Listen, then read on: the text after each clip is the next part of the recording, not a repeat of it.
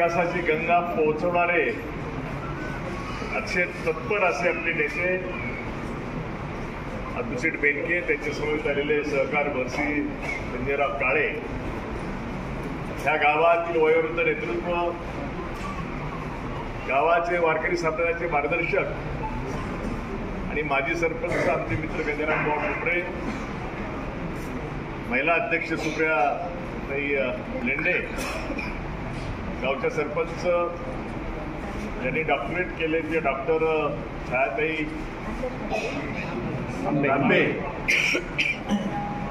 सर्वच प्रमुख मंडळी उपस्थित होतो आणि भगिनी गंगाराम डोंगरे इकडे आले. अतुसे मागच्या दुपारी वाजत होते. आज त्यांच्या असंख्य कार्यकर्ता असं तुमच्यासाठी, तुमच्या प्रेमापोटी, तुमच्या कामाला ते लागलेले आहे. भारतीय समाजाचा महामेरू आहे, प्रामाणिक माणूस आहे, सत्याची बाजू खास पकडणारा माणूस. पानसर हे गल्लीतली काय रस्ता केले त्याला आठवते. पानसर हे वाडीला रस्ता नव्हता, पानंद होती, पानंद. आणि सगळे लोक वल्लभ शेट्टीला 3 गाड्या आहेत. 2002 वल्लभ शेट्टी काच करतो मला ते आठवत आहे. वल्लभ शेट्टीने जेव्हा विशेष अशा प्रकारचा नीट टाकला, रस्ता केला, माझ्या 72 भाच्याने तो कॉन्क्रीटचा केला की नाही तर मला कामे 70-80 कोटीची कामं दिले. साहेब म्हणले आमच्या महिलांना बरोबर आहे.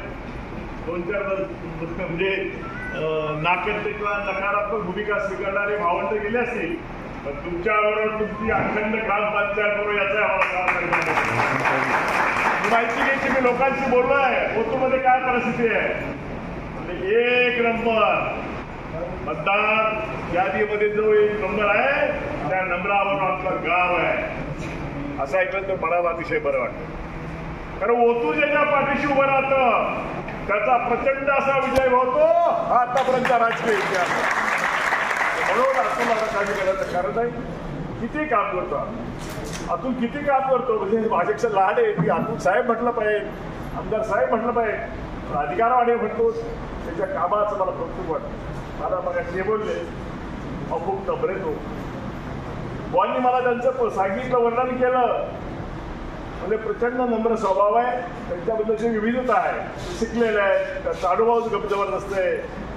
नवीन माणसं 8वी-9वी शिकलेली ती जर चुकून आमदार झाली तर त्यांना शिकायला प्रशासन शिकायलाच वेळ जाईल.